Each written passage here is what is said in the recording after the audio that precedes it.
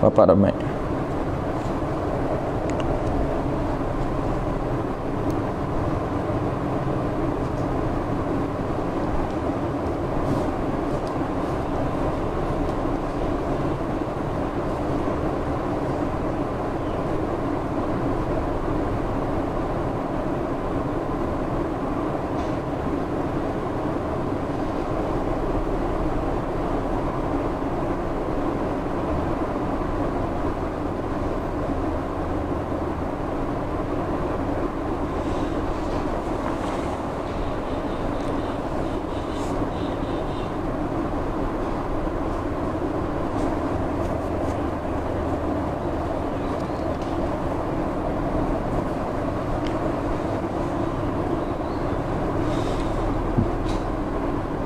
Baik, kita tunggu sekejap ya. Kita tunggu jemaah-jemaah masuk dulu. Assalamualaikum. Waalaikumsalam warahmatullahi wabarakatuh. InsyaAllah tuan-tuan, kita tunggu dalam 2-3 orang lagi masuk.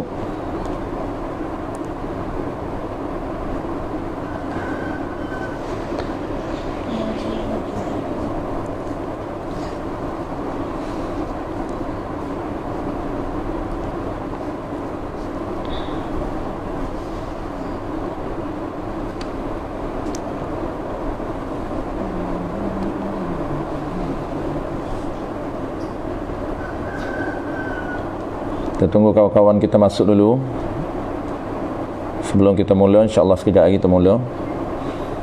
Tajuk kita hari ini insyaAllah 7 perkara. Kita akan bincang 7 saja, 7 perkara yang membatalkan solat. 7 perkara yang membatalkan solat. Sebagaimana yang tuan-tuan tahu, kita akan buat 2 sesi kuliah duha kita. Sesi pertama hari ini pukul 9 hingga pukul 10, dan besok sesi yang kedua. 2 sesi ini kita akan cover 7 perkara yang membatalkan solat. 7 perkara yang membatalkan solat. InsyaAllah hari ini kita akan bincang 3 sahaja. 3 perkara yang membatalkan solat ini, dan selebihnya 4 perkara kita akan bincang besok. 4 perkara kita akan bincang besok. Hari ini kita akan dahulukan 3 perkara yang core, yang penting. 3 perkara yang sangat-sangat praktikal yang kita akan dahulukan pagi ini, dan selebihnya kita akan cover besok. Selebihnya besok. Baik, kita tunggu jemaah dulu yang dah masuk tu. Kita dah ada 5 orang. Sekejap lagi tunggu. Kalau tuan-tuan ready, dah ready untuk kita mula, tuan-tuan boleh komen di ruangan komen ready untuk kita mula. Kita dah ada 5 orang. Big Boss dah ada, Tuan Jizul. Kita dah ada Tuan Haji Johari. Kita dah ada Puan Rosliah. Kita dah ada siapa lagi? Tuan Haji Kadir. Tuan Haji Kadir. Assalamualaikum. Waalaikumsalam warahmatullahi wabarakatuh. Waalaikumsalam warahmatullahi wabarakatuh.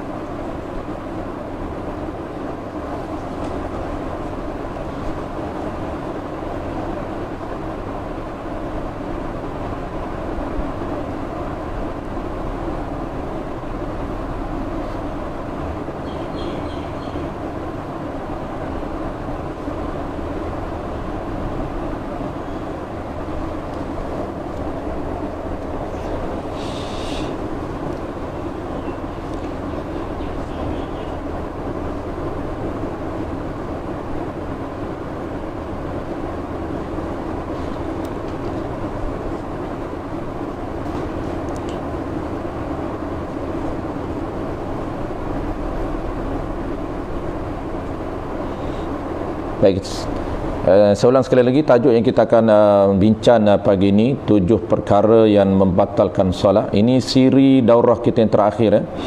Siri daurah kita yang terakhir. Sebelum daripada ini, sebagaimana yang tuan-tuan maklum, kita dah selesai mengadakan 2 siri daurah di surau kita, di surau tuan-tuan. Siri yang pertama kita cover tajuk rukun qauli, dan daurah yang kedua, bengkel yang kedua, kita dah cover tajuk rukun fi'li. Itu antara asas di dalam praktikal solat.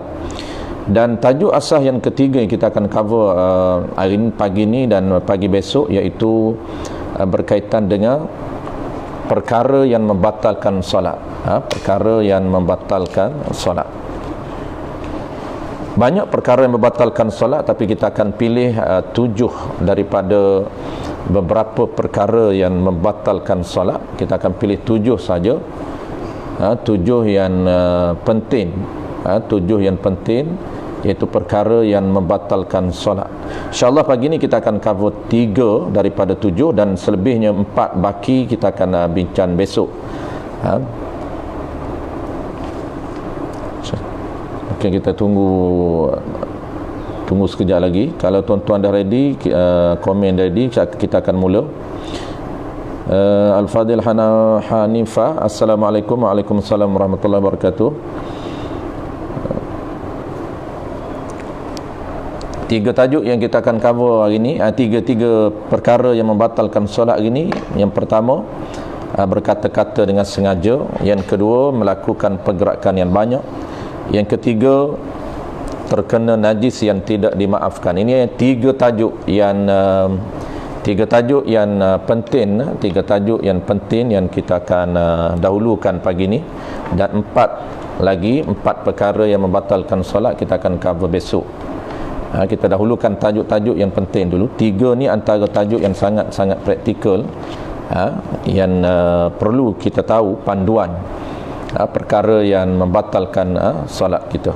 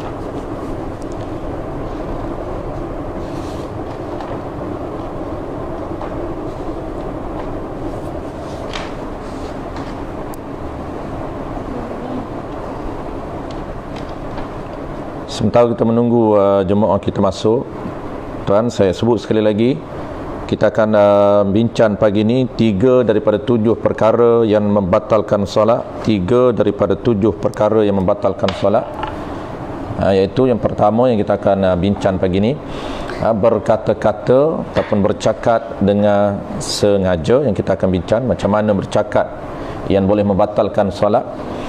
Yang kedua, antara tajuk yang penting yang kedua hari ini yang kita akan bincang, iaitu melakukan pergerakan yang banyak. Melakukan pergerakan yang banyak dengan anggota berat selain daripada perbuatan solat boleh membatalkan sembahyang kita. Dan perkara yang ketiga yang kita akan bincang pagi ini, iaitu perkara yang membatalkan solat yang ketiga, iaitu terkena najis yang tidak dimaafkan pada badan ataupun pakaian solat kita, boleh membatalkan sembahyang kita. InsyaAllah 3 tajuk ataupun 3 perkara yang membatalkan solat yang kita akan bincang pagi ni, dan 4 lagi besok insyaAllah kita akan habiskan 4 lagi besok. 4 lagi lebih ringan daripada hari ni, dan tajuk hari ni tajuk yang agak kita akan detailkan, agak kritikal sebab dia lebih praktikal. Banyak yang kita melakukan kesilapan terkadang di dalam solat, iaitu melibatkan 2 perkara yang kita akan bincang hari ini. Dua perkara penting, iaitu melibatkan pergerakan dalam solat dan melibatkan jenis najis yang dimaafkan dan jenis najis yang tidak dimaafkan dalam solat. InsyaAllah pagi ini kita akan bincang kategori ataupun jenis najis di dalam syariat kita, di dalam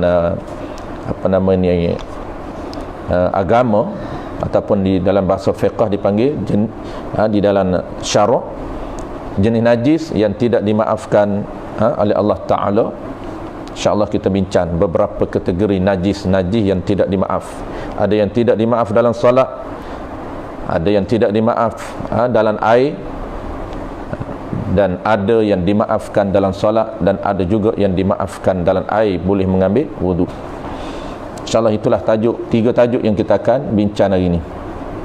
Baik, kalau tuan-tuan dah ready, boleh kita mula. Kita ada 10 orang. Macam mana kita nak mula ataupun nak tunggu lagi? Saya terpulang pada tuan-tuan. Kalau tuan-tuan kata kita on, kita boleh on. Kalau tuan-tuan kata nak tunggu jemaah lagi, kita tunggu sekejap. Kalau nak mula, kita boleh mula. Tuan,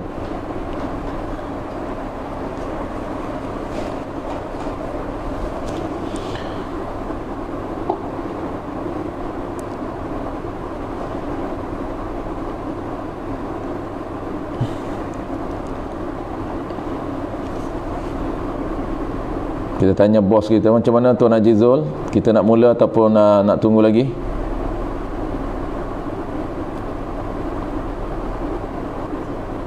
Tuan Haji Kadir dah ready dari tadi lagi.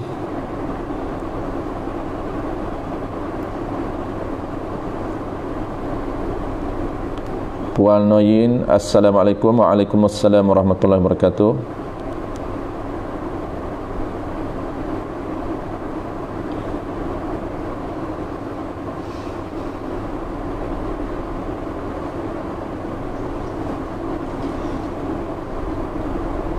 Okey, Tuan Jizul kata boleh mula. InsyaAllah tuan-tuan kita mula. Bismillahirrahmanirrahim. Alhamdulillahirabbil alamin. Wassalatu wassalamu ala asyrafil anbiya'i wal mursalin wa ala alihi wa ashabihi ajma'in. Allahumma 'allimna ma jahilna wanfa'na bima 'allamtana waj'alna minal mukhlisin. Wassallallahu ala sayyidina Muhammad wa ala alihi wa baraka wasallam. Walhamdulillahirabbil alamin. Amma ba'd. Terlebih dahulu marilah seperti biasa tuan-tuan, kita memanjatkan setinggi-tinggi kesyukuran kehadrat Allah Subhanahu wa taala kerana dengan limpah kurniaannya kita sama-sama diberi kelampangan masa, kesempatan masa untuk berada dalam program ataupun dalam majlis kuliah kita. Walaupun kita adakan pagi ini secara maya, kita adakan secara online, mudah-mudahan kita diberi keberkatan oleh Allah Subhanahu wa taala, dan kita diberi kepahaman oleh Allah Subhanahu wa taala sebagaimana kita berada dalam majlis ilmu yang real ataupun majlis ilmu yang hakiki. Jadi insya-Allah tuan-tuan, sebagaimana saya sebut di awal tadi, kita akan bincang tajuk pagi ini, siri yang pertama. Kita ada 2 siri kuliah kita, 2 siri untuk cover 7 perkara yang membatalkan solat. 7 perkara yang membatalkan solat yang kita akan cover 2 kuliah. 3 pagi ni, 3 perkara batal solat kita akan settle pagi ni, dan 4 baki lagi kita akan sambung dalam kuliah besok. Baik, sebelum kita akan mula 3 perkara yang membatalkan solat pagi ni, saya beri gambaran sekali lagi kepada tuan-tuan tentang diri ataupun kerangka praktikal solat di dalam syariat kita. Jadi sebagaimana yang tuan-tuan maklum, diri solat ini ataupun dipanggil sebagai kerangka perbuatan solat ini, maka amalan ibadat yang bernama solat ini, dia ada rukun yang kita telah belajar di surau tuan-tuan. Nak dinamakan diri ataupun kita nak panggil diri ibadat ini, maka dia mesti ada 3 kerangka asas. Barulah dinamakan ibadat, barulah dinamakan sebenar-benar rupa ataupun sebenar-benar diri ibadat yang bernama sembahyang. Yang pertama yang kita dah sebut kepada tuan-tuan, yang pertama nama dia ialah mesti ada syarat sah mendirikan sembahyang. Kita mesti jaga peraturan asas ini, iaitu peraturan yang nama dia syarat sah sebelum mendirikan sembahyang. Yang kedua yang kita nak kena ada di dalam sembahyang ini, diri asas yang kedua ialah rukun 13. Dan yang ketiganya ialah tuan-tuan tajuk hari ini, iaitu perkara yang membatalkan solat. 3 yang kita sebut ini, 3 perkara ini merupakan diri asas ibadat yang bernama sembahyang. Kita tidak melibatkan perkara sunat. Kita tak sebut sunat. Ini yang kita nak sebut ataupun nak cover ini. Ketiga-tiga topik ini dia melibatkan perkara asas, perkara wajib untuk terdirinya, terbentuknya ibadat yang bernama sembahyang. Jadi kita dah settle rukun sembahyang tuan-tuan, 13 rukun sembahyang kita dah settle, iaitu cover 2 siri bengkel yang telah kita buat. Bengkel yang pertama yang kita buat 5 rukun qauli yang melibatkan 5 rukun qauli di dalam sembahyang yang wajib. Yang kedua yang telah kita cover, bengkel yang kedua, iaitu 8 rukun fi'li ataupun rukun perbuatan. Itu pun perkara asas, perkara yang melibatkan wajib bukan sunat di dalam sembahyang. Dan tajuk yang ketiga yang kita akan cover 2 hari ini, ada 2 siri kuliah ini, iaitu perkara yang membatalkan sembahyang. Insya-Allah 3 asas inilah yang kita sebut kerangka sembahyang kita jaga. Insya-Allah mudah-mudahan sembahyang kita tuan-tuan akan diterima oleh Allah Subhanahu wa taala, jadi dipanggil jadi ibadat sembahyang. Baik, yang kita nak jaga supaya sembahyang kita ini jadi, sembahyang kita ini tak burn, sembahyang kita ini tidak tidak batal, tidak rosak, maka kita nak kena jaga beberapa perkara yang membatalkan sembahyang. Banyak perkara yang batal sembahyang yang kita nak sebut tuan-tuan, 7 sahaja perkara yang batal sembahyang. Baik, 3 hari ini. Yang pertama apa tuan-tuan? Yang pertama yang kita nak sebut hari ini ialah berkata-kata dengan sengaja. Kita ulang sekali lagi. Perkara yang membatalkan sembahyang yang pertama tuan-tuan, berkata-kata dengan sengaja sekurang-kurang 2 huruf ke atas, sama ada dipahami ataupun tidak. Saya ulang sekali lagi, perkara yang pertama, perkara yang membatalkan sembahyang yang pertama, iaitu berkata-kata dengan sengaja, sekurang-kurang 2 huruf, bukan 2 perkataan, 2 huruf, sekurang-kurang 2 huruf ke atas, sama ada menggunakan bahasa yang dipahami ataupun tidak. Sama ada bahasa itu dia faham, sama ada bahasa itu ada makna yang dia faham, ataupun tidak ada makna yang dia faham. Apabila 2 huruf ke atas dia berkata-kata, maka batal sembahyang dia. Baik, ini simple saja. Jangan kita buat perkara yang membatalkan sembahyang ini. Cuma kita nak kena tahu secara ilmu ataupun secara ilmiahnya, kita nak kena tahu. Baik, berkata-kata dengan sengaja ni 2 huruf ni tuan-tuan, bukan 2 perkataan tapi 2 huruf. 2 huruf ni sama ada faham ataupun tidak, dan apa saja bahasa yang dia guna, maka batal sembahyang. Kalaulah dia berkata-kata, dia bercakap 1 huruf, maka 1 huruf tidak membatalkan sembahyang, melainkan dia menggunakan 1 huruf yang ada makna dan dia memahami makna huruf yang dia ucap, maka batal juga. Apa contoh dia? Disebut di dalam kitab, banyak kitab-kitab fiqh. Kitab kita ni pun disebut, dalam kitab I'anatul Talibin pun sebut, dalam kitab Futuhul Mu'in syarah bagi I'anatul Talibin pun sebut. Contoh apa dia? Contoh seperti dia menyebut huruf qi, 1 huruf saja, huruf qaf. Huruf qi 1 huruf, iaitu huruf qaf. Huruf qaf ini qi, wiqayah, tapi dia syarat dia sebut qi ini qaf qi. Dalam solat tiba-tiba dia kata qi, bukan qi huruf Quran, qi. Qi ini dalam bahasa Arab makna dia jaga olehmu, wiqayah. Qi saja, huruf qaf, 1 huruf qi. Apabila dia berkata-kata 1 huruf yang ada makna, lagi pula makna itu dipahami, dia memahami makna itu, maka batal sembahyang walaupun 1 huruf. Baik, yang kita sebut tadi tuan-tuan, bercakap ataupun berkata-kata dengan sengaja sekurang-kurang 2 huruf ke atas, menggunakan apa sahaja bahasa yang dipaham, sama ada faham ataupun tidak bahasa diucap, asal kedua huruf ke atas, maka batal sembahyang. Baik,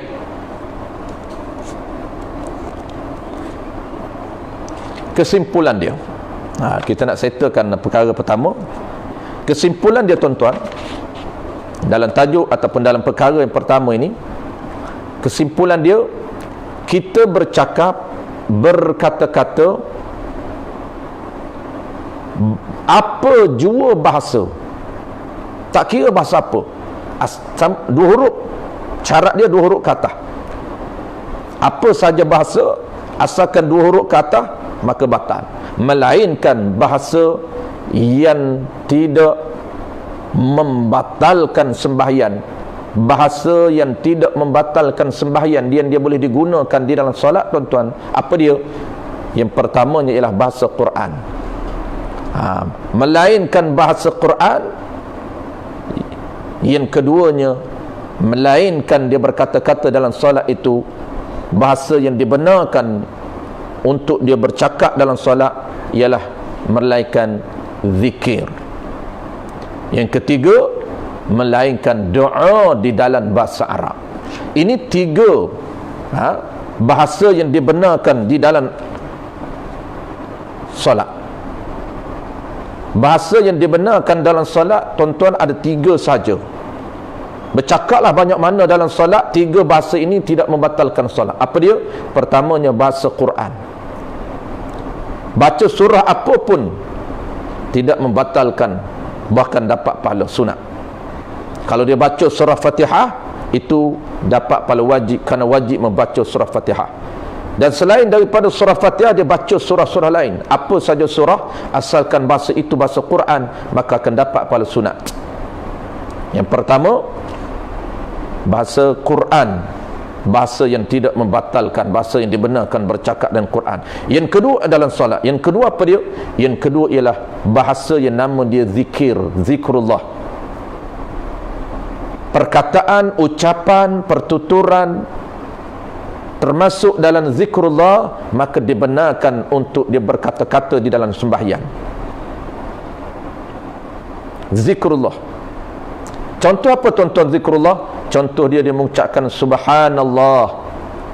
Contoh dia mengucapkan alhamdulillah. Contoh dia ucap Allahu Akbar. Itu dinamakan zikir. Maka zikir tidak membatalkan sembahyang. Tetapi tuan-tuan, yang saya nak sebut kesimpulan ni, dia agak penting. Kenapa? Kerana ada syarat yang tidak membatalkan. Di dalam mazhab Al-Imam Syafi'i rahimahullahu ta'ala, mensyaratkan orang yang nak mengucapkan zikir di dalam sembahyang, mesti dia kena niat zikir. Mesti dia terlintas di hati dia, dia niat zikir sebelum dia ucap subhanallah. Mana berlaku ketika ucapan zikir ni tuan-tuan? Berlaku dalam beberapa isu dalam solat. Antaranya apa? Antaranya ketika kita nak tegur kesalahan imam. Antara bahasa yang digunakan untuk kita menegur imam, antaranya ialah menggunakan bahasa zikir. Apa dia? Subhanallah. Tetapi ada syarat penggunaannya. Syarat apa dia? Syarat mesti kita niat zikir sebelum kita kata subhanallah. Contoh macam mana? Contoh kita nak tegur iman yang melakukan kesilapan. Kesilapan iman ini tuan-tuan terdiri daripada dua. Dan cara untuk kita tegur iman ada dua cara. Ini kena tahu bagaimana cara kita nak tegur iman, dan kena lihat kesalahan iman. Cara yang pertama, kalau iman itu melakukan kesilapan dan kesalahan dalam bacaan, maka cara nak tegur, macam mana cara nak tegur? Cara nak tegur bukan zikrullah, bukan. Kalau iman melakukan kesilapan bacaan, sama ada bacaan wajib ataupun bacaan sunat, maka cara kita tegur, kita mesti ucap lafaz yang iman melakukan kesilapan. Contoh, tu iman silap mengucapkan bacaan Fatihah. Kita duduk belakang iman, kita dengar jelas iman menyatakan alhamdulillahi rabbil alamin. Maka kita dengar dengan jelas, kita tahu ini bukan huruf ha, tetapi iman menggunakan huruf ha, simpul. Sedangkan sebenarnya Fatihah huruf alhamdulillah huruf ha, ha pedah. Maka macam mana cara nak tegur? Kita tegur mengucapkan perkataan yang iman silap. Macam mana? Alhamdulillahi rabbil alamin. Jangan kita kata subhanallah. Itu tak kena teknik tegur. Baik, settle. Yang pertama, kalau iman melakukan kesilapan pada bacaan, maka kita mesti betulkan bacaan yang kita ucap balik, bacaan yang iman silap. Apa saja huruf yang iman silap, maka kita ulang balik kesilapan iman. Teguran cara menegur iman yang kedua, kalaulah iman itu silap, melakukan kesilapan selain daripada bacaan. Kalau iman melakukan kesilapan selain daripada bacaan, maka cara tegur dia, kita tegur dengan menggunakan zikrullah. Ini tempat yang kita nak bahas, tempat yang kita nak bincang. Cara kita nak tegur, kita mengucapkan lafaz zikrullah, subhanallah. Contoh, iman terlebih rakaat. Iman terlebih rakaat. Sepatutnya dalam 4, tiba-tiba imam bangkit ke rakaat kelima, kita yakin 4. Kalau kita pun tak yakin 4, maka kita ikut tu imam. Kalau kita yakin 4, kita tak boleh ikut tu imam. Tu imam dia naik ke rakaat kelima, dia tak batal kerana dia tak yakin. Tapi kita yakin dalam 4 rakaat sembahyang isyak, tiba-tiba tu imam bangkit naik, maka kita tegur. Macam mana cara nak tegur? Tegur dia, subhanallah. Tu cara dia mengucapkan bahasa apa ni, dinamakan bahasa zikrullah, zikir. Tetapi cara dia, tuan-tuan ingat, ada cara dia. Cara dia sebelum kita mengucap subhanallah, mesti kita terlitah di hati kita, aku mengucap zikir subhanallah. Jangan terlitah di hati kita, aku mengucapkan, jangan terlitah di hati kita, aku ni apa nama ni, sebut subhanallah tuju ataupun semata-mata kerana tegur iman. Tu boleh pendapat dalam mazhab al-Imam Syafi'i, ada pendapat yang mengatakan batal sembahyang. Kenapa? Kerana merubah niat. Sembahyang mesti jazan semata-mata kerana Allah Ta'ala, jangan ada sedikit pun kerana lain daripada Allah. Maka kalau ada ucapan kita ditujukan kepada selain daripada Allah, ditujukan kepada manusia, walaupun ada masalah untuk tegur iman, tidak dibenarkan kerana ada cara dia. Apa cara dia? Cara dia mesti kita niat zikrullah, mesti terlitah di hati kita, aku ni mengucapkan zikir. Ataupun dia niat dua, satu dia niat zikir, yang kedua dia niat serta untuk tegur iman. Boleh. Jangan semata-mata dia niat untuk tegur iman tanpa dia niat zikir. Baik, settle tuan-tuan. Dua, kalaulah zikir, bahasa yang kedua ini yang dibenarkan bercakap di dalam Al-Quran ialah zikir. Subhanallah, alhamdulillah, Allahu Akbar. Itu tempat mana kita nak guna zikir dalam solat. Antaranya ialah ketika mana kita nak tegur kesilapan ataupun kesalahan imam. Baik. Yang ketiga, bahasa yang ketiga yang dibenarkan kita bercakap dalam solat yang tak batal solat ialah doa dalam bahasa Arab. Ni boleh. Tiga ni saja tuan-tuan. Tiga bahasa yang tidak membatalkan solat. Pertamanya bahasa Quran, yang keduanya zikir, niat zikir, yang ketiganya ialah doa. Tetapi syarat jangan bahasa Melayu, doa itu mesti dalam bahasa Arab. Letaklah doa di mana pun. Ketika tuan-tuan sujud rakaat yang terakhir, sembahyang seorang diri, jangan jadi imam. Sembahyang seorang diri, ataupun tuan-tuan jadi makmum, tapi jangan lambat daripada imam. Kalau sembahyang seorang diri, rokok kita nak lama, i'tidal sujud kita lama boleh. Kenapa kita lama sujud? Kerana dalam sujud kita nak minta doa dengan Allah Ta'ala. Doa apa? Apa saja doa. Terutama bulan Ramadan, tuan-tuan perbanyakkan doa di bulan Ramadan. Maka doa itu syarat dia, kalaulah di luar sembahyang, kalaulah dalam sembahyang, doa mesti di dalam bahasa Arab. Bacalah doa apapun, tak membatalkan solat. Syarat dia doa di dalam bahasa Arab. Boleh baca doa ketika mana sujud, subhana rabbiyal a'la wa bihamdih, subhana rabbiyal a'la wa bihamdih, subhana rabbiyal a'la wa bihamdih, habis. Ataupun tuan-tuan nak rajin baca sampai 11 kali. Selepas tamat subhana rabbiyal a'la, tuan-tuan baca doa. Apa saja doa. Allahumma ighfir li dhunubi wa li walidayya warhamhuma kama rabbayani saghira. Tidak batal salat. Baca doa apa lagi? Allahumma inni as'aluka ridhakal jannah, Allahumma inni as'aluka ridhakal jannah, Allahumma inni as'aluka ridhakal jannah. Bacalah banyak mana pun doa, maka dia tidak membatalkan salat. Kesimpulan tuan-tuan, tiga bahasa yang tidak membatalkan salat. Apa dia? Pertamanya bahasa Quran, yang keduanya bahasa bahasa zikir, yang ketiganya doa di dalam bahasa Arab. Tiga bahasa ini saja tidak batal solat, selain daripada tiga ini membatalkan solat. Settle. Baik, kita terus kepada perkara yang kedua. Baik, sebab itulah Nabi kata, tuan-tuan, sebelum masuk perkara yang kedua, saya ingat kepada hadis Nabi.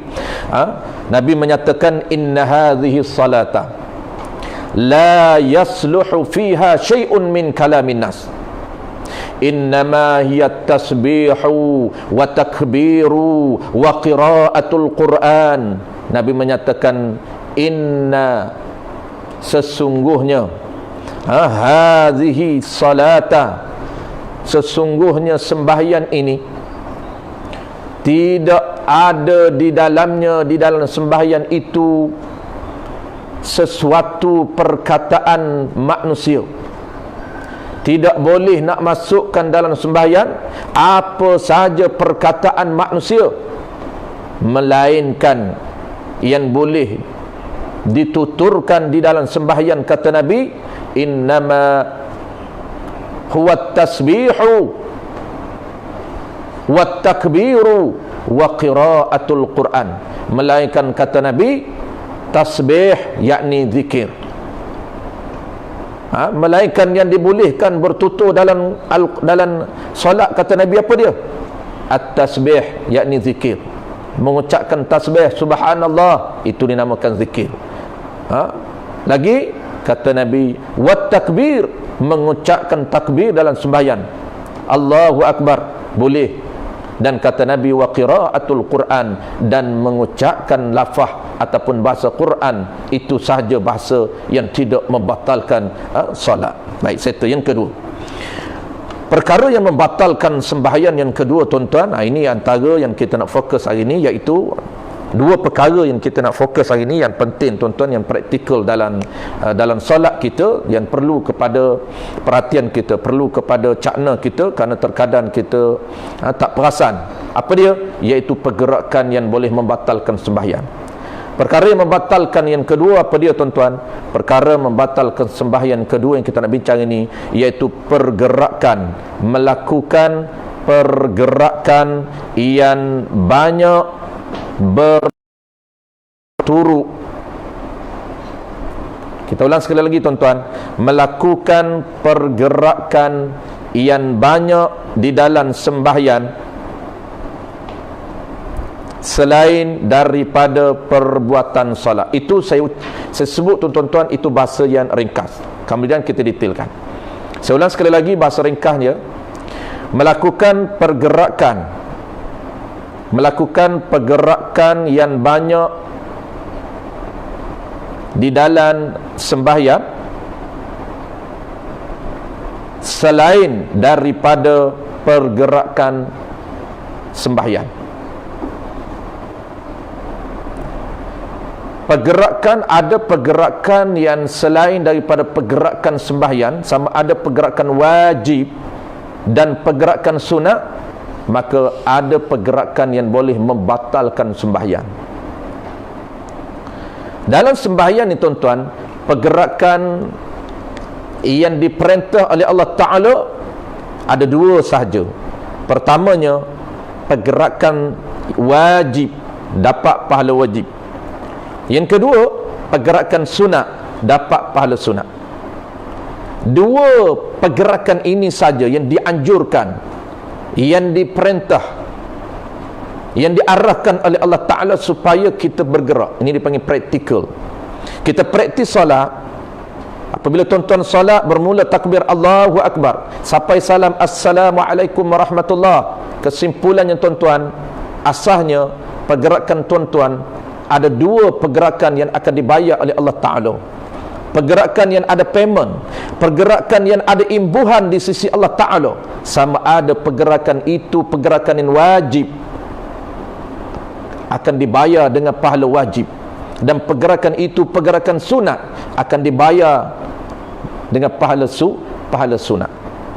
Maka dua pergerakan ini sahaja yang kita mesti bergerak. Adapun selain daripada pergerakan ini, ada pergerakan yang pertama yang nama dia haram. Haram, ada haram yang tidak membatalkan salat, dan ada haram yang membatalkan salat. Pergerakan yang kedua, tuan-tuan, nama dia ialah pergerakan yang makruh. ataupun kita tak perlu 3, kita ringkaskan 2. Apa dia? Pertamanya pergerakan haram, sama ada haram yang tak batal solat dan haram yang batal solat. Yang kedua apa dia? Yang kedua ialah pergerakan yang haram serta makruh. Ini tuan-tuan yang kita nak fokus hari ni. Selain daripada pergerakan wajib, selain daripada pergerakan sunat dalam sembahyang, dia ada 2 hukum pergerakan. Pertamanya apa? Pertamanya pergerakan itu haram, pergerakan yang dilarang oleh Allah Ta'ala. Haram ini ada 2. Pertamanya haram tidak membatalkan sembahyang, dan kedua haram membatalkan sembahyang. Walaupun pergerakan yang haram tapi tak batal solat, kita jaga tuan-tuan, kerana dia hukum haram, larangan daripada Allah Subhanahu Wa Ta'ala yang jangan sama sekali kita buat di dalam solat. Ini antara pergerakan yang kita mesti tahu. Kita akan jelas sekejap lagi tuan-tuan. Ini umum, kita cerita umum dulu, kemudian kita detailkan macam mana pergerakan haram batal solat, macam mana pergerakan tak haram tak batal solat, pergerakan haram tapi tak batal solat. Kita sebut sekali lagi tuan-tuan. Pertama yang kita akan bahas ni ialah pergerakan yang selain daripada pergerakan sembahyang. Ada 2. Apa dia? Pertamanya pergerakan haram, dan haram ini pula ada 2. Haram pertama batal solat, haram yang kedua tak batal solat. Kedua-dua ni sama ada haram batal solat, haram tak batal solat, kedua-dua kita tinggalkan. Sebab tu kita nak tahu panduan asasnya hari ni. Yang kedua tuan-tuan apa dia? Yang kedua ialah pergerakan yang haram serta makruh. Pergerakan yang haram serta makruh. Boleh bergerak, tetapi ingat, hanya boleh saja, tetapi seeloknya jangan bergerak, kerana makruh bergerak. Ini kita nak tahu. Sebab itulah apabila kita sebut pergerakan dalam sembahyang, ada pergerakan yang boleh membatalkan sembahyang. Apabila sebut pergerakan yang boleh membatalkan sembahyang tuan-tuan, hukumnya apa? Hukumnya berada pada yang pertama tadi, iaitu haram membatalkan sembahyang. Itu dia punya kesimpulan, apa nama ni, dia punya view awal dia. Baik, kita detailkan. Kita dah tahu, saya akan bagi dalam bentuk formula tuan-tuan, untuk tuan-tuan mudah ingat. Formula pergerakan dalam solat. Kita dah tahu secara umumnya pergerakan dalam sembahyang ini hanya pergerakan wajib dan pergerakan sunat. Kita dituntut bergerak wajib, rukuk, i'tidal itu wajib, sujud itu pergerakan yang wajib. Ada pergerakan yang sunat, mengangkat tangan ketika takbir intiqalat sunat, itu pergerakan yang sunat. Selain daripada pergerakan sunat, selain daripada pergerakan wajib, maka kita nak kenal pasti mana pergerakan yang haram batal solat, mana pergerakan yang haram tak batal solat, mana pergerakan haram serta makruh. Kesimpulan tuan-tuan saya bagi dalam bentuk formula lebih mudah, iaitu kita buat 2 formula. Formula pertama apa dia tuan-tuan? Formula pertama iaitu dipanggil formula pergerakan anggota berat. Saya lupa nak sebut kepada tuan-tuan, anggota manusia ni tuan-tuan dalam solat diklasifikasikan oleh syarak 2. Syarak membahagikan anggota manusia dalam solat ini terbahagi kepada 2. Ini dalam perkara batal solat, ini benda basic yang kita mesti kuasai. InsyaAllah kalau tuan-tuan kuasai benda basic ini, settle. Bahkan tuan-tuan dah boleh dah menguasai sebahagian besar ilmu di dalam solat. Apa dia tuan-tuan? Anggota manusia ini dalam isu perkara batal solat, pergerakan yang membatal solat, ulama kategorikan kepada 2 anggota. Pertamanya ialah anggota berat. Pertama, anggota berat. Yang kedua tuan-tuan, yang keduanya ialah anggota ringan. Saya sebut sekali lagi tuan-tuan. Pertama, anggota manusia ini yang kita nak kenal pasti, yang mana batal solat bergerak lebih 3 kali, kita akan bagi formula. Yang mana tak bergerak, boleh bergerak walaupun beribu kali. Ini kena tahu pertamanya ialah anggota berat. Sebab tu kita akan bagi formula pergerakan anggota berat. Yang kedua tuan-tuan, anggota ringan. Dia ada 2 anggota. Pertama anggota berat, yang kedua anggota ringan. Dan kita akan bagi 2 formula penting tuan-tuan. Pertama, formula pergerakan anggota berat dalam solat. Formula kedua, formula pergerakan anggota ringan dalam solat. Kita ulang sekali lagi tuan-tuan. Formula pertama yang kita akan bagi, kita akan sebut pada tuan-tuan, iaitu formula pergerakan anggota berat dalam solat. Yang kedua, formula pergerakan anggota ringan dalam solat. Baik, sebelum saya bagi formula ni tuan-tuan, sebelum saya bagi formula, saya akan jelaskan kepada tuan-tuan pembahagian anggota berat dan anggota ringan, kerana dia hukum berbeza. Sebab tu saya bagi dah bentuk formula supaya tuan-tuan mudah faham, mudah ingat. Kenapa untuk kita faham dan kita ingat? Kerana dia melibatkan soal hukum. Hukum pergerakan anggota berat boleh membatalkan solat. Hukum pergerakan anggota ringan tidak membatalkan solat, cuma dia melibatkan soal makruh dan soal haruh serta makruh. Baik, sebelum saya bagi formula tuan-tuan, saya akan jelas terlebih dahulu kepada tuan-tuan anggota berat dan anggota ringan. Mana anggota berat, mana anggota ringan. Untuk mudah tuan-tuan, tuan-tuan tak perlu ingat anggota berat. Tuan-tuan hanya ingat anggota ringan saja. Saya akan sebut kepada tuan-tuan 12 anggota ringan. InsyaAllah saya tulis 12 anggota ringan untuk tuan-tuan kenal pasti. Ini anggota ringan, apa hukum dia? Bergerak. Ini anggota berat, apa hukum dia kalau bergerak? Ini kita tahu. Sebelum kita bagi formula hukum, kita bagi dulu pada tuan-tuan kenal pasti yang mana anggota berat, yang mana anggota ringan. Bermula daripada kepala tuan-tuan sampai hujung kaki kita, mana anggota berat, mana anggota ringan. Apa hukum bergerak anggota berat, apa hukum bergerak anggota ringan. Itu formula. Sebelum kita bagi formula, kita kenal pasti dulu bilangan anggota ringan. Tuan-tuan tak perlu ingat anggota berat. Apabila tuan-tuan ingat anggota ringan, 12, saya akan sebut 12 anggota ringan dalam solat, selebihnya semuanya anggota berat.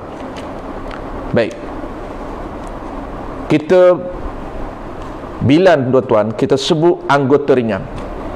Kita bermula daripada kepala tuan-tuan sampai hujung kaki, kita kena pasti ada 12 anggota ringan yang saya nak sebut pada tuan-tuan. Selebihnya bukan anggota ringan, anggota berat. Sebab tu saya sebut di awal tadi, tuan-tuan tak perlu ingat anggota berat, hanya tuan-tuan kenal anggota ringan. Apa dia anggota ringan tuan-tuan? Saya akan sebut 12. Anggota ringan yang pertama, kita mula daripada atas tuan-tuan. Kita mula daripada atas, daripada kepala kita sampai hujung kaki. Pertama, anggota ringan pertama tuan-tuan, saya tulis. Kalau tuan-tuan tak nampak pun tak apa, tuan-tuan boleh dengar. Pertamanya ialah telinga. Tak ada ni pek. Pertama telinga. Dia ada 12 tuan-tuan. 12 anggota ringan dalam solat. Anggota ringan. Gigi silap je. 12 anggota ringan. Anggota ringan. Dan untuk mencepatkan tuan-tuan, untuk cepat masa kita tak berapa mengizinkan, saya sebut saja. Masa kita 1 jam saja. Baik, 12 anggota ringan tuan-tuan. Yang pertama mula daripada atas. Yang pertama ialah telinga. Telinga tuan-tuan termasuk anggota ringan. Termasuk anggota ringan.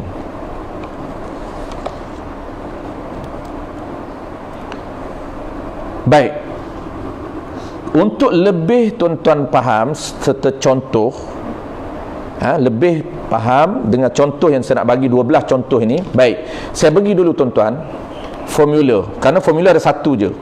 2 formula ni dia tak panjang pun. Sebab oleh kerana masa tak sempat, saya tak perlu ulang. Saya ingat saya nak bagi contoh 12, kemudian saya bagi formula, dan dalam formula perlukan pada contoh. Terpaksa saya kena beri contoh sekali lagi. Maka kita nak ringkaskan, masa kita tak panjang ni, saya nak ringkaskan tuan-tuan. Saya bagi dulu formula, kemudian saya akan sebut 12, kerana nak bereskan contoh 12 ni. Sebab kalau saya bagi formula last, saya kena bagi contoh.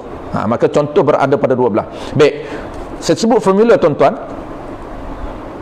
Formula dia ringkas saja. Formula pertama, formula pergerakan anggota berat. Anggota berat ni tuan-tuan, anggota berat, apa formula dia yang tuan-tuan kena ingat? Bergerak 3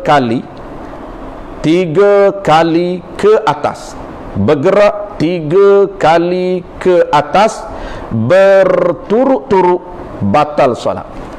3 kali ke atas berturut-turut, batal solat. Ini formula pergerakan anggota berat. Saya ulang sekali lagi tuan-tuan, sebab ini penting. Dia melibatkan soal batal pergerakan kita. Mana dia? Kalau anggota tu berat tuan-tuan, tangan anggota berat, kepala kita tuan-tuan anggota berat, kepala ni semua anggota berat. Anggota berat. Tangan tapak tangan tuan-tuan anggota berat, lengan tuan-tuan anggota berat. Maka apa formula yang kita kena faham anggota berat? Anggota berat ni tuan-tuan bergerak 3 ke atas berturut-turut, batal solat. Contoh macam mana tuan-tuan? Contoh dia tuan-tuan, tangan. Pergerakan yang tidak disunatkan, yang tidak diwajibkan, tapi kita bergerak 3 batal, 2 tak batal. Contoh macam mana? Contoh Allahu Akbar 2 kali bergerak, itu sunat, tak batal. Kemudian kita gatal tuan-tuan. Apabila kita gatal, tuan-tuan nak bergerak untuk garu, boleh ke tidak? Soal nak bergerak, hukum dia boleh ke tidak? Kerana hajat dia gatal, jawab dia harus. Boleh bergerak untuk nak garu tempat yang kita gatal. Boleh, bukan sunat. Boleh. Sunatnya jangan bergerak, itu sunat. Kita nak cerita yang boleh. Boleh atau tidak? Jawab dia harus. Tetapi tuan-tuan, makruh. Harus serta makruh bergerak selain daripada perkara sunat dan perkara wajib. Sebab itulah sebaiknya jangan bergerak walaupun boleh bergerak. Tak apa, yang tu biar, itu level dah sunat. Cuma kita nak bagi level asas tuan-tuan. Kalau nak bergerak juga, nak bergaru juga, boleh ataupun tidak? Jawab dia boleh. Tata cara macam mana? Tata cara dia, jangan lebih daripada 3. Kalau lebih 3, jangan lebih 3, jangan sampai 3 ke atas. Kalau 3 saja, maka batal. 1 tak batal, 2 tak batal, 3 batal. 1 harus serta makruh, 2 haram tak batal, 3 haram batal. Itu dia punya hukum setiap satu demi satu pergerakan. Mana contoh tuan-tuan? Contoh tuan-tuan bergerak nak gatal. Tuan-tuan nak gaul di mana? Gatal di muka. Dalam solat itulah syaitan kacau kita gatal. Kalau tak solat tak gatal pun. Syaitan kata gatal di muka. Maka kita nak bergerak garu di muka kita, di pipi kita. Maka sekali. Ini bergerak sekali. Maka sekali boleh ke tidak? Boleh. Ini bilangan, cara bilang tuan-tuan, sekali. Itu 1. Maka kita parking, letak kemah, ini 1. Bergerak pula ke bawah, itu tetap dinamakan 1. Kerana kita berhenti sekejap. Dia kata batal ini 3 pergerakan bergerak anggota berat 3 kali berturut-turut. Macam mana dia kira berturut-turut tuan-tuan? Tak berhenti walaupun sekejap. 1, 2. 1, 2. Tu. Contoh yang kata 3 berturut-turut, tak berhenti walaupun sekejap. Contoh, sekali, kemudian dia garu 2, 3. Ni pergerakan. Ini pergerakan anggota berat. Dia garu 1, 2, 3. Maka batal. 3 saja batal. 3 saja batal. Yang dibenarkan dia 1 boleh, 1, 2 boleh, 2 saja. 3 tak boleh. Masuk 3 batal. Sebab tu cara teknik menggaru tuan-tuan, jangan menggaru dengan anggota berat. Kita bergerak anggota berat sekali, parking kemah-kemah, kemudian bergerak dengan anggota ringan. Anggota ringan boleh bergerak walaupun beribu kali ada hajat. Maka parking kemah anggota berat ni, maka garulah walaupun beribu kali. Tak perlu sampai 3. Tak perlu 3 berhenti tak perlu. Garulah sampai hilang gatal. Tu cara dia. Baik, settle tuan-tuan. Formula pertama, settle bergerak 3 kali berturut-turut batal. Sama juga tuan-tuan nak bergerak daripada rakaat sah pertama, tuan-tuan nak turun ke sah kedua. Tuan-tuan duduk tepi imam, ada semayan seorang diri, semayan makmum seorang saja, tiba-tiba makmum datang sebelah kanan, sebelah kiri seorang lagi, tuan-tuan pun nak turun di belakang. Pergerakan dia 1, 2 berhenti. Jangan 1, 2, 3 berhenti, 1, 2 berhenti. Sebab apa? Sebab tidak boleh melangkah 3, jangan lebih, jangan sampai 3 ke atas. Melangkah, berjalan turun ke sah yang kedua. Baik, settle tuan-tuan. Formula pergerakan yang kedua. Yang kedua, formula kedua apa dia? Formula anggota ringan. Formula anggota ringan apa dia tuan-tuan? Anggota ringan dia mudah. Anggota ringan dia mudah untuk tuan-tuan ingat. Apa dia? Anggota ringan ini haruh serta makruh bergerak anggota ringan walaupun lebih 3 ke atas. Kalau tuan guru saya, dia tak sebut 3 ke atas. Dia sebut macam mana? Dia kata anggota ringan harus bergerak walaupun beribu kali. Orang tak tanya dah 4 kali boleh ke, 3 kali boleh ke, 5 kali boleh. Anggota ringan kalau dia ada hajat harus bergerak walaupun beribu kali. Mudah saja formula dia. Anggota ringan dia harus bergerak pergerakan yang banyak sekiranya ada hajat. Saya ulang sekali lagi, anggota ringan tuan-tuan harus, dalam kitab disebut haruh, tapi pendetailan dia haruh serta makruh. Harus bergerak pergerakan yang banyak bagi anggota ringan. Settle tuan-tuan. Baik, kita sambung balik anggota ringan tadi. Contoh dia yang pertamanya telinga. Mana anggota ringan tuan-tuan yang kata boleh bergerak sekira ada hajat. Jangan main-main. Kalau main-main batal. Sekadar dia terlitah di hati dia, kenapa bergerak anggota ringan saja, boring dalam solat, lama sangat tu imam baca, tak tahu nak buat apa, maka dia main-main anggota ringan dalam solat, maka batal. Kalau qasar nak main-main, disebut dalam kitab fiqh, disebut dalam kitab Kashful Lisan, disebut dalam kitab I'anatul Talibin, disebut juga dalam kitab Bayuri Ibnu Qasim, maka batal solat sekiranya dia terlitah di hati dia bergerak anggota ringan kerana untuk main-main saja. Baik, apa anggota ringan? Pertama tuan-tuan, telinga. Dia bergerak telinga. Orang yang ada skill boleh bergerak telinga dia tuan-tuan. Bergerak telinga kiri kanan, macam lembu, macam kerbau ke, apa namanya, halau nyamuk. Kalau binatang dia halau nyamuk, dia halau apa saja, lalat ke apa saja dengan telinga dia. Maka kita pun bergerak telinga. Boleh ke tidak dalam solat? Kalau ada hajat boleh. Harus serta makruh. Settle yang pertama. Yang kedua apa dia tuan-tuan? Yang kedua hidung, anggota ringan. Saya sebut cepat tuan-tuan kerana kita masa dah hampir nak habis.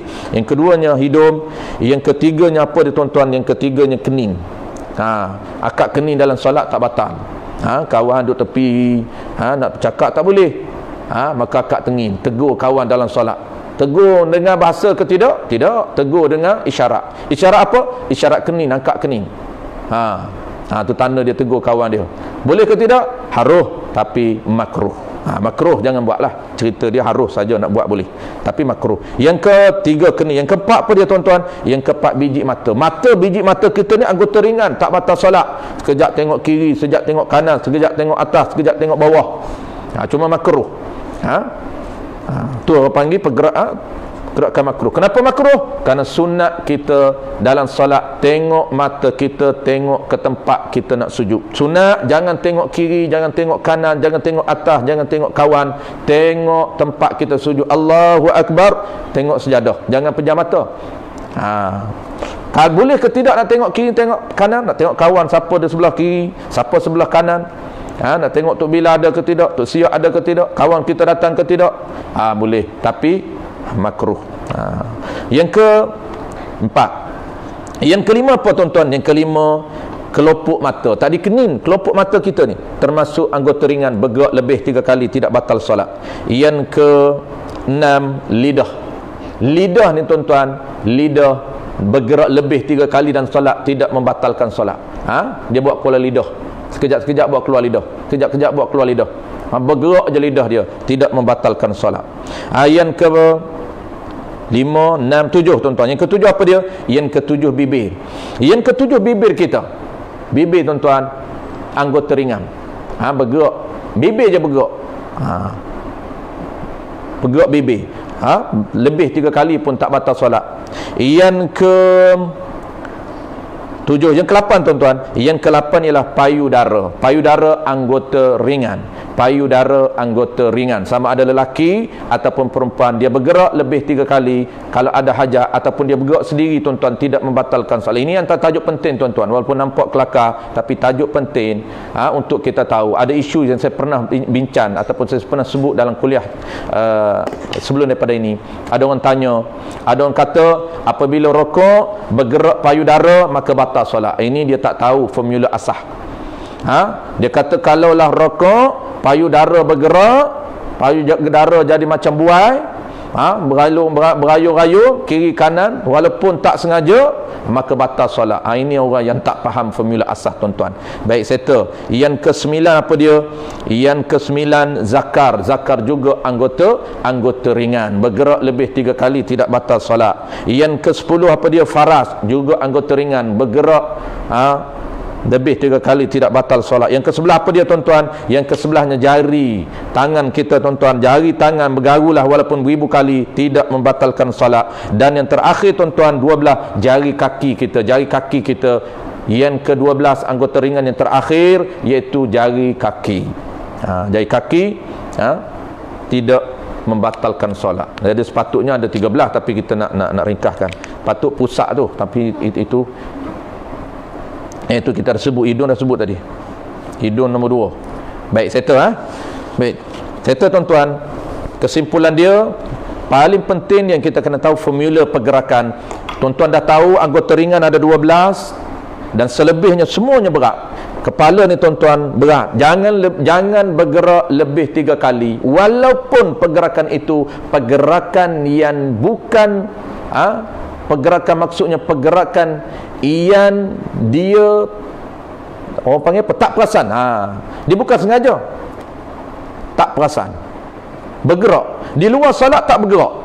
Dibenarkan bergerak ini yang tak membatalkan solat ini sekiranya memang pergerakan itu pergerakan asal. Di luar solat pun memang dia bergerak.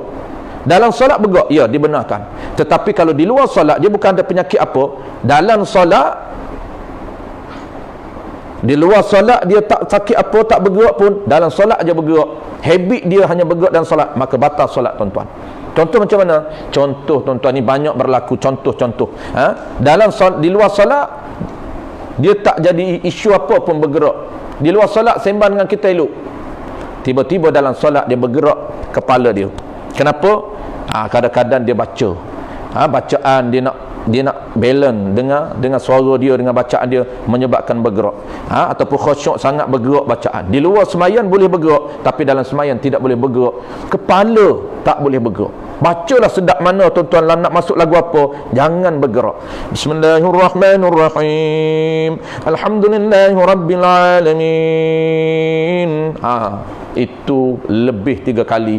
Kenapa? Kepala dia ini bergerak, kepala tuan-tuan, kepala anggota berat, jangan lebih 3 kali. 3 saja batal, walaupun dia kata dia tak perasan. Mesti dia kena alert, mesti perasan. Kalau dia tahulah dia jenis kepala bergerak, dia kena alert, dia kena sedar.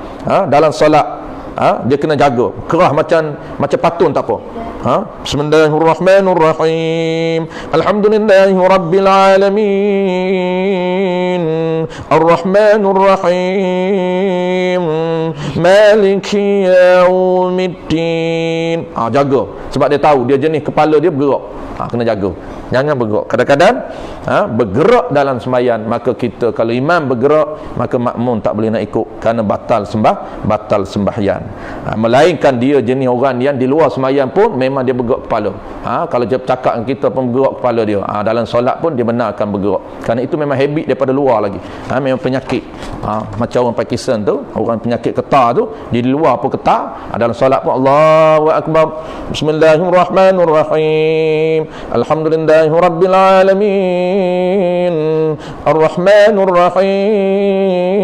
Ketar tu sembahyang dan ketar. Boleh. Tidak membatalkan sembahyang dia.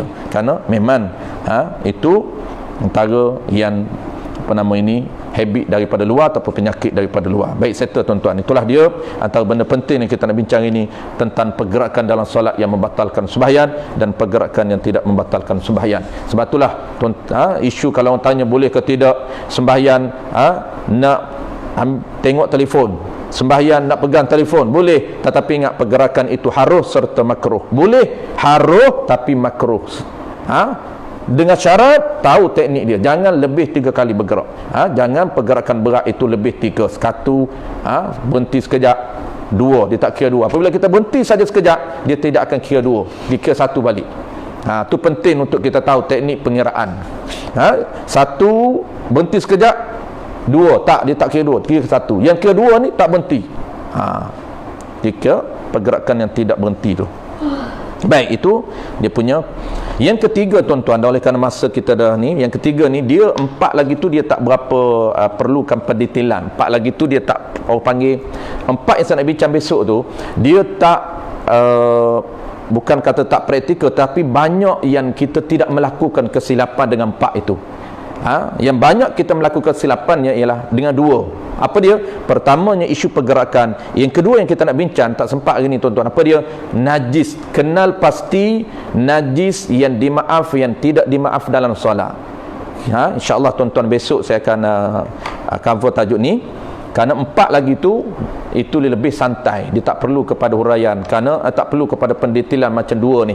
Pergerakan dalam solat dan najis ini, 2 ini saja yang core ataupun yang penting dalam isu perkara yang batal solat. Adapun 4 lagi itu lebih santai, perbincangan yang lebih santai. Saya rasa insya-Allah sempat besok kita cover 5 besok. Hari ini 2 saja. Saya minta maaf tuan-tuan kerana kita terpaksa lebihkan dalam isu pergerakan, kerana dia agak orang panggil praktikal sangat-sangat. Kerana pergerakan ini terkadang kita terlupa pergerakan dalam sembahyang. Sebab itulah kita kena kenal pasti. Saya tak sempat sebut hari ini, saya dah sebut dalam kuliah-kuliah sebelum daripada ini. Kena kenal pasti pergerakan yang sunat macam mana, pergerakan yang tak sunat. Sebab kalau tak sunat, maka dia kira pergerakan yang tidak diperintah. Kalau pergerakan yang tidak disuruh, maka dia melibatkan isu pergerakan yang boleh membatalkan sembahyang, ataupun haram tak batal, ataupun dia makruh sahaja. InsyaAllah tuan-tuan besok kita akan cover tajuk penting besok, iaitu pembahagian najis yang tidak dimaaf. Adapun 4 lagi itu isu yang santai sahaja. 4 lagi apa dia? Isu aurah kita tak bincang. Terbuka aurah, itu kita dah tahu aurah dalam sembahyang apa dia. Itu sebab tu saya kata tadi 4 ini lebih santai, dia tak perlu kepada pendetailan. Lagi 4 lagi tu apa dia?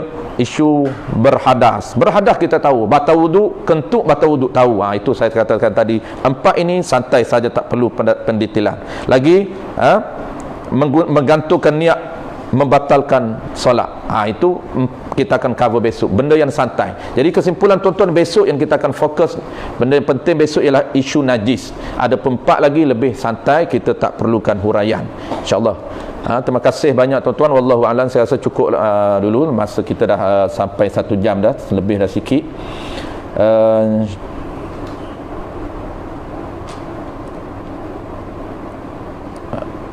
Kita sambung besok tuan-tuan. Kita sambung besok, insyaAllah besok.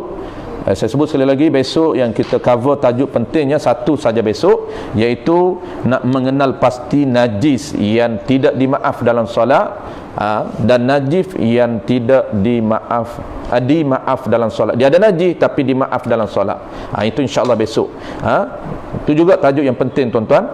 Sebab kita kena tahu kuah kadang-kadang kita makan apa-apa, sebab ada najis yang dibenarkan makan. Dia najis tapi hanya dibenarkan makan saja. Maka najis itu kalau dalam solat tidak dibenarkan. Maka insya-Allah besok kita akan bincang isu kuah kuah kari, isu kuah ikan ke, kuah kari ke, budu, belacan, isu apa cencaluk, insya-Allah tuan-tuan besok dia melibatkan soal perkara yang batal sembahyang dalam perkara yang ketiga, iaitu terkena najis yang tidak dimaaf pada badan dan pada pakaian orang yang sembahyang. Wallahu a'lam bissawab. Terima kasih tuan-tuan yang join hari ini. Terima kasih kepada pihak surau, terutamanya tuan pengerusi kita Tuan Haji Zul yang set up ataupun yang rancang kuliah kita pada pagi ini, sehingga kita boleh mengadakan, boleh adakan pada pagi ini yang kita dah set up ataupun dah rancang lebih awal 2-3 minggu lepas lagi. Mudah-mudahan kita diberi kesempatan dan kelapangan masa untuk esok untuk cover tajuk terakhir tuan-tuan, iaitu tajuk yang penting besok ialah 1 saja, dan 4 lagi tu kita lebih bersantai. Tuan-tuan kalau ada soalan tuan-tuan boleh simpan untuk besok, dan kalau ada soalan tuan-tuan boleh komen di ruangan komen, insya-Allah saya akan baca, dan mana yang saya boleh jawab insya-Allah kita jawab besok tuan-tuan. Terima kasih sekali lagi. Mudah-mudahan kita doa sama-sama, kita diberi keberkatan, kita diberi kemudahan untuk lipat gandakan segala amalan kebaikan di bulan Ramadan. Bismillahirrahmanirrahim. Alhamdulillahirabbil alamin.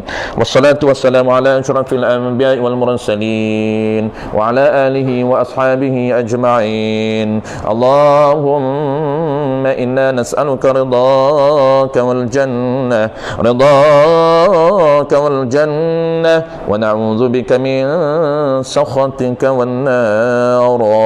Allahumma innaka 'afuwun karim tuhibbul 'afwa fa'fu 'anna wa an walidina wa an jami'il muslimin wal muslimat bi rahmatika ya arhamar rahimin. Allahumma aghnina bi fadlika 'amman siwak wa bi halalika an haramik. Allahumma arzuqna min haythu la ahtasib رزقا حلالا طيبا مباركا فيه. اللهم ربنا آتنا في الدنيا حسنة وفي الآخرة حسنة وقنا عذاب النار. وصلى الله على سيدنا محمد وعلى آله وبارك وسلم والحمد لله رب العالمين. تقبل الله منا ومنكم. تقبل يا كريم.